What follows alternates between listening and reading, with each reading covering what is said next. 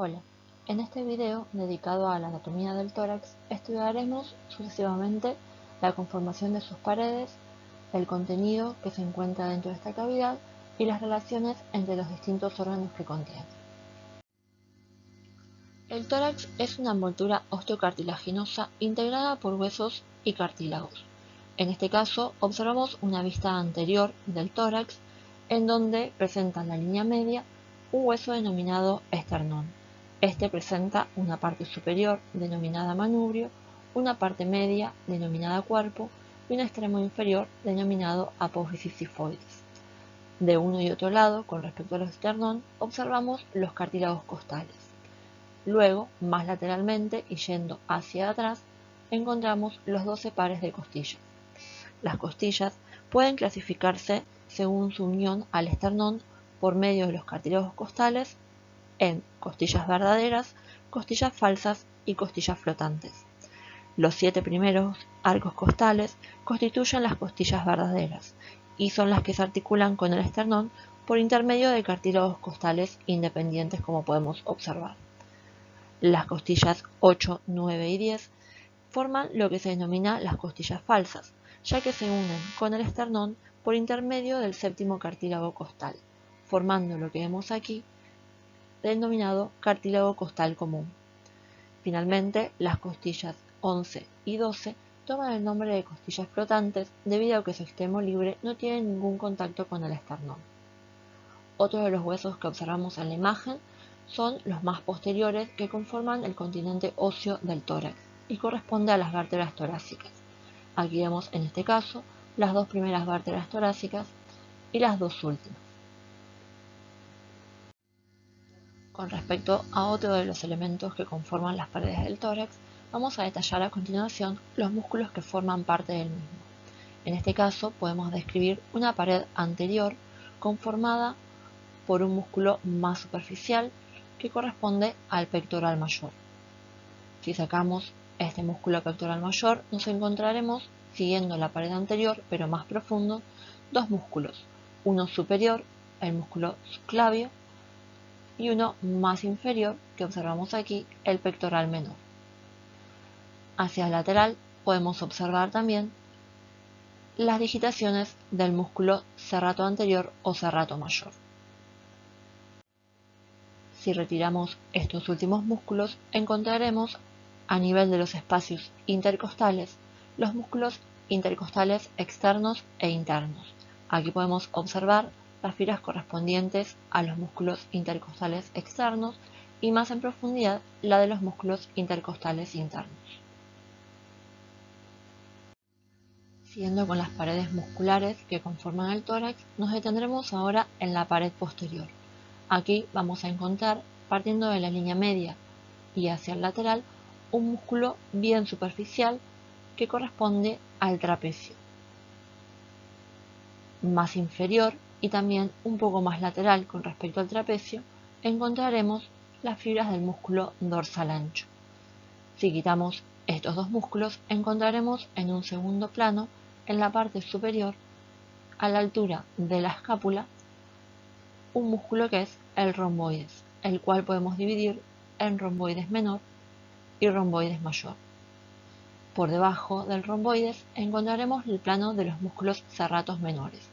En esta imagen, más profundo con respecto al músculo dorsal ancho que aquí vemos seccionado, encontramos las fibras del músculo serrato menor postero inferior. En la imagen del lado izquierdo podemos observar nuevamente las fibras del músculo serrato menor postero inferior y en la parte superior las fibras del serrato menor postero superior. Más profundo con respecto a estos, encontramos el plano de los músculos de la masa común. Hacia la línea media, el músculo denominado longísimo, y hacia el lateral, el músculo denominado iliocostal o sacrolumbar.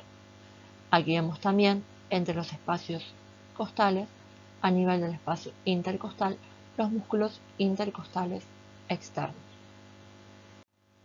Finalmente, la pared inferior del tórax está compuesta por un músculo que lo separa de la cavidad abdominal. Este músculo es el diafragma y lo podemos observar aquí en la imagen. Este músculo presenta una zona central y superior denominada centro frénico y toda su porción lateral muscular, en la cual se distinguen una porción lumbar en la línea media y posterior, una porción costal que podemos observar a este nivel y una porción esternal que no se observa en la imagen debido al corte coronal que presenta el mismo. Una vez mencionados los elementos que conforman las paredes del tórax, podemos dividir esta caja en dos sectores. Para ello, previamente ubicaremos en este corte coronal que vemos arriba a la izquierda, hacia los lados, la zona de los arcos costales.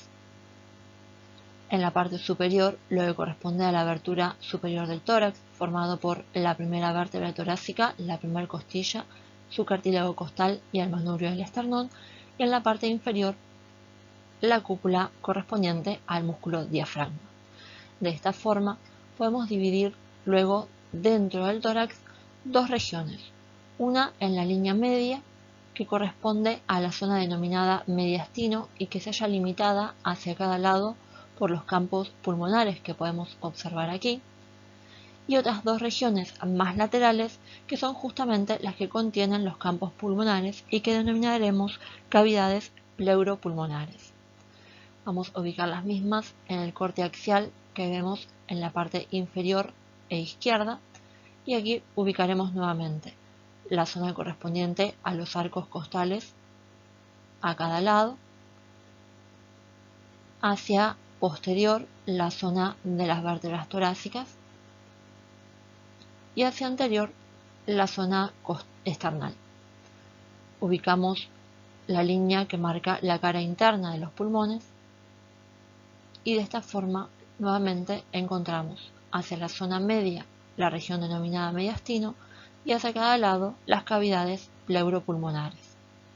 Finalmente, la imagen de la derecha corresponde a un corte sagital donde identificaremos nuevamente la curvatura de las vértebras torácicas hacia posterior, el esternón hacia anterior. Uniremos la primera vértebra torácica con el manubrio esternal para delimitar la zona de la abertura superior del tórax y hacia abajo observamos la cúpula diafragmática. De esta forma tenemos entonces identificados los límites del tórax y aquí lo que podemos observar es la zona denominada mediastino. A continuación, describiremos los elementos que se encuentran dentro del contenido de la caja torácica.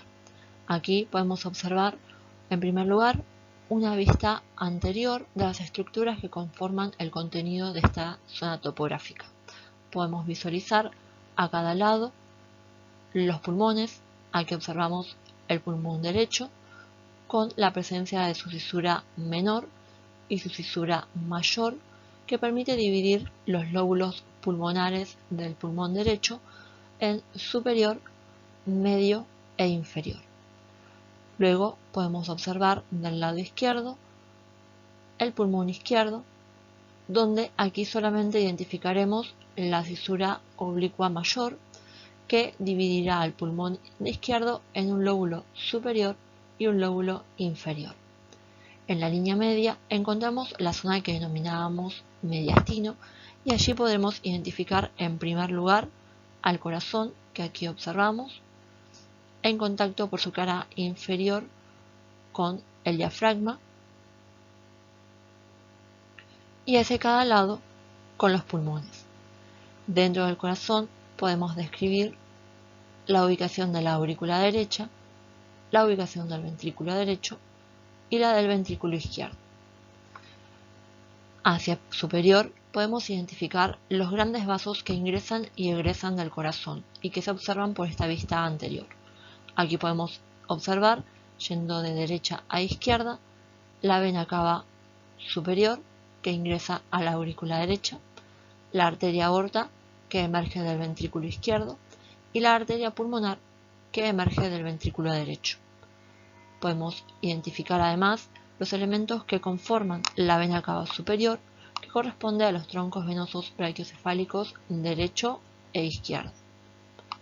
Por detrás, con respecto a estos elementos venosos, observamos las ramas que se originan del callado de la arteria aorta que vemos a este nivel.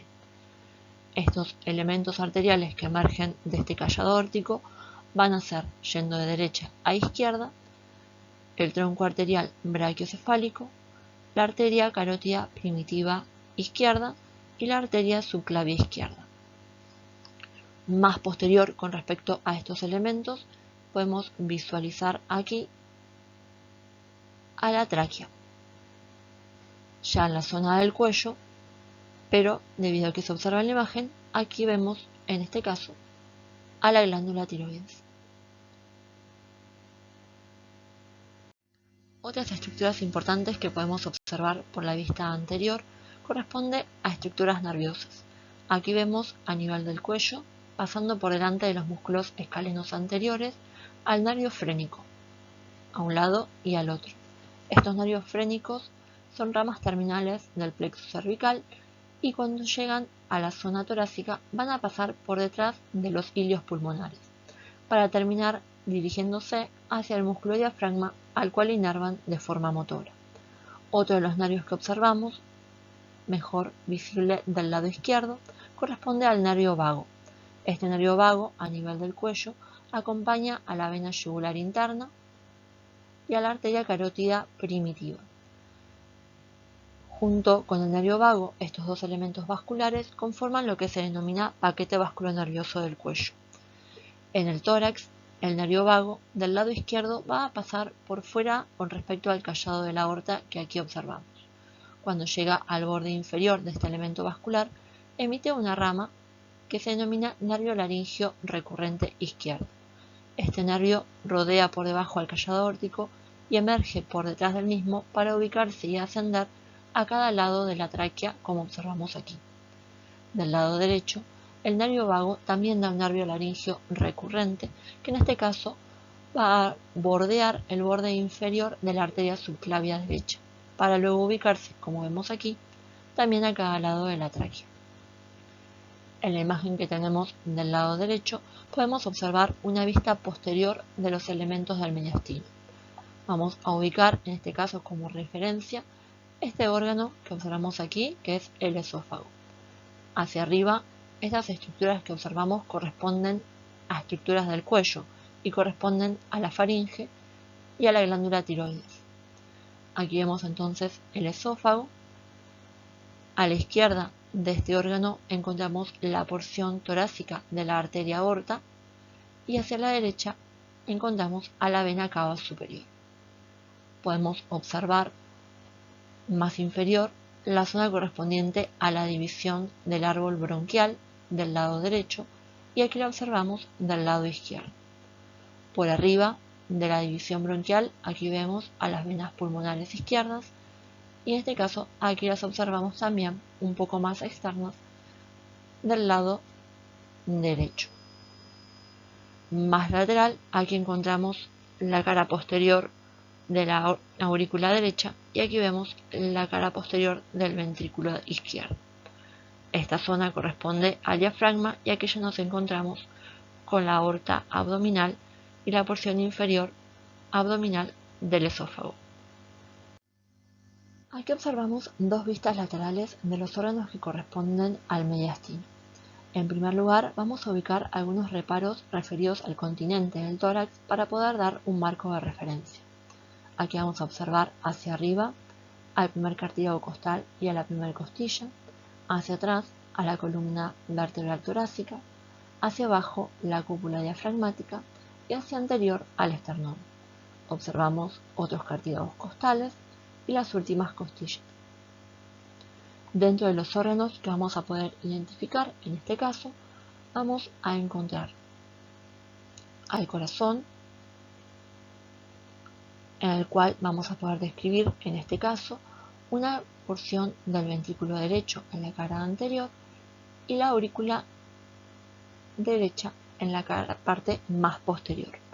Dentro de los elementos vasculares que podemos identificar, por arriba de las cavidades cardíacas, aquí vamos a ver a la arteria aorta y posterior con respecto a ella, a la vena cava superior.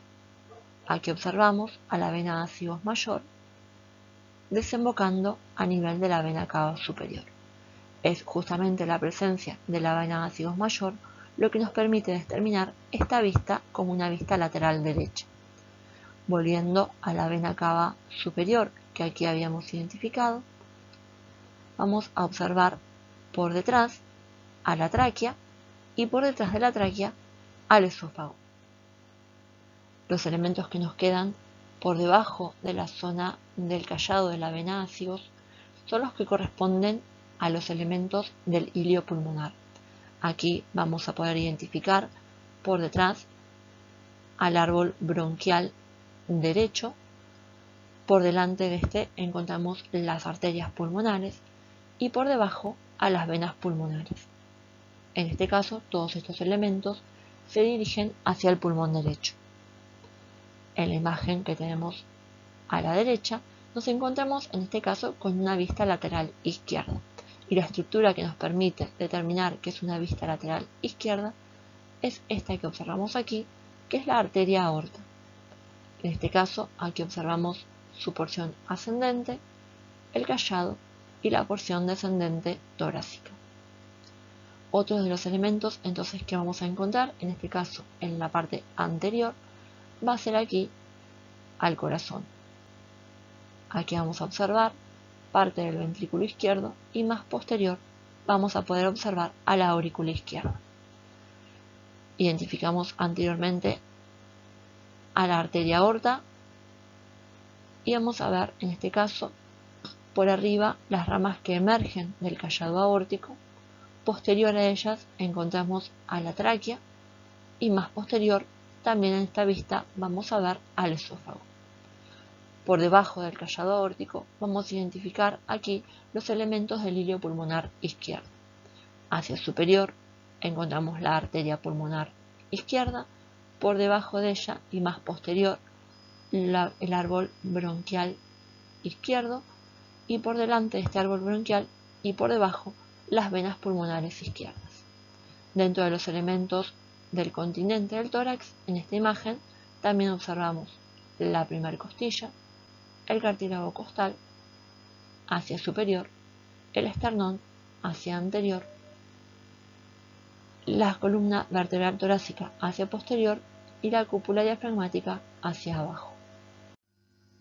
Dentro de las cirugías que se realizan a nivel del tórax, podemos mencionar en primer lugar a la toracotomía anterolateral. Aquí describiremos el trayecto de la incisión y los distintos planos que se atraviesan durante el procedimiento. Este procedimiento quirúrgico va a realizarse desde la línea medio torácica anterior hacia la zona de la línea medio axilar. Uniendo estos dos puntos, la incisión irá a nivel de lo que es el cuarto espacio intercostal, en la región submamaria.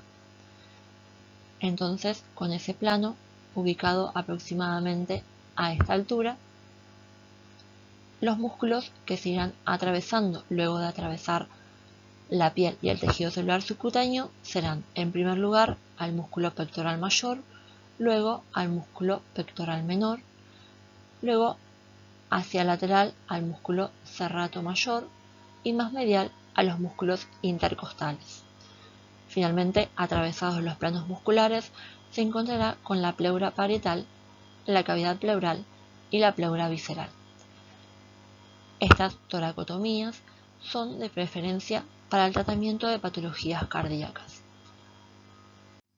Otro de los procedimientos quirúrgicos a nivel del tórax que podemos describir es la denominada toracotomía posterolateral, que permite llevar a cabo procedimientos quirúrgicos como resecciones pulmonares, cirugías de esófago y de mediastino. En este caso, la incisión comienza en un punto medio entre la línea correspondiente a la columna vertebral y la parte media de la escápula.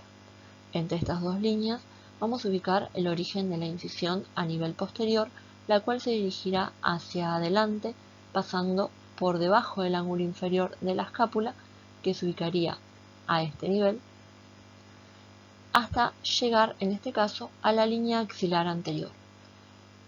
En el trayecto de la incisión vamos a ir describiendo los distintos tejidos que vamos a encontrarnos. Siempre comenzamos con la piel y seguimos con el tejido celular subcutáneo, y luego, en cuanto a los elementos musculares que podremos encontrar, vamos a referirnos al trapecio en la parte superior y más medial, al dorsal ancho en la parte más inferior y un poco más lateral. Más profundo con respecto a estos dos encontraremos cerca de la línea media al músculo romboides mayor y también en parte al serrato menor posterior superior. Más lateral vamos a encontrarnos en este caso con el serrato mayor o serrato anterior.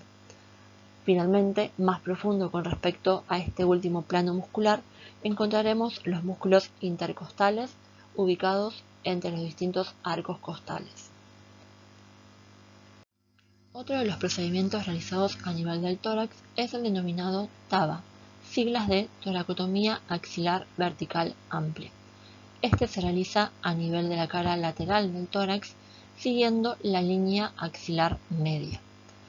Este procedimiento se divide en tres zonas, una denominada zona 1 entre el cuarto espacio intercostal y el sexto espacio intercostal, que puede ampliarse hacia arriba a la zona denominada TAVA 2, que llega hasta el tercer espacio intercostal, o hacia abajo en la zona denominada TAVA 3 hasta el octavo espacio intercostal.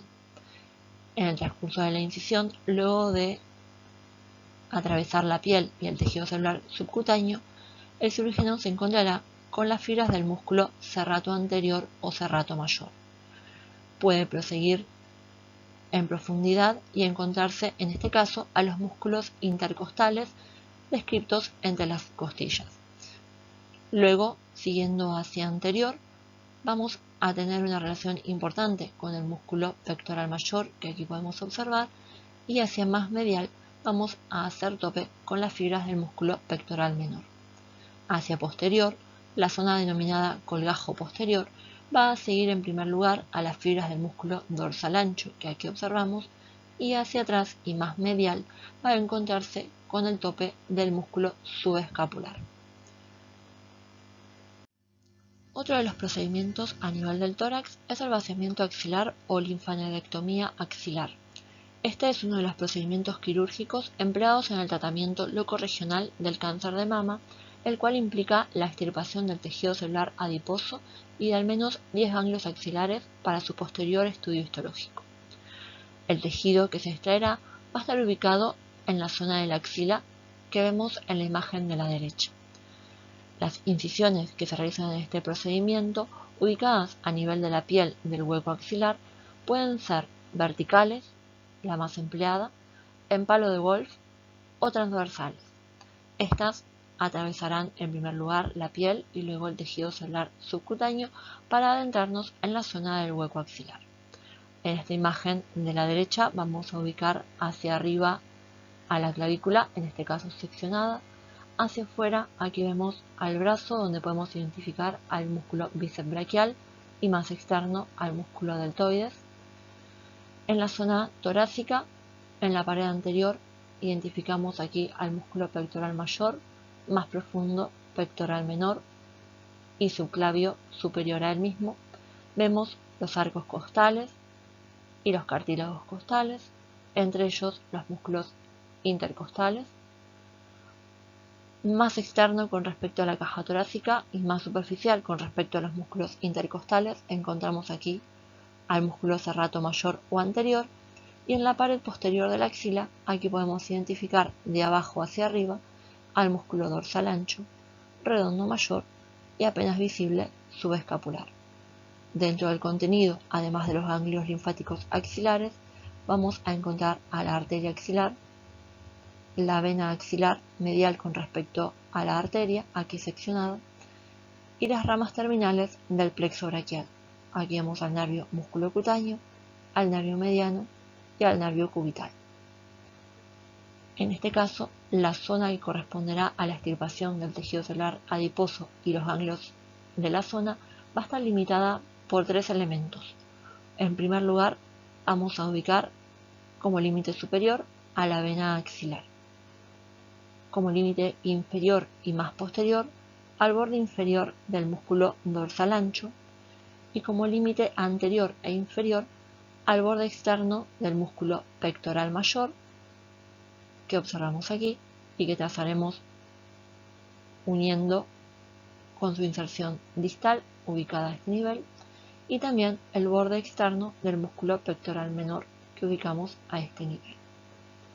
Entre estas líneas, la zona que observamos a este nivel va a ser la zona correspondiente al tejido celular adiposo y a los ganglios que se extraerán en el procedimiento. Cualquier consulta pueden dejarla en los comentarios. Espero que la descripción les haya servido. Muchas gracias por su atención.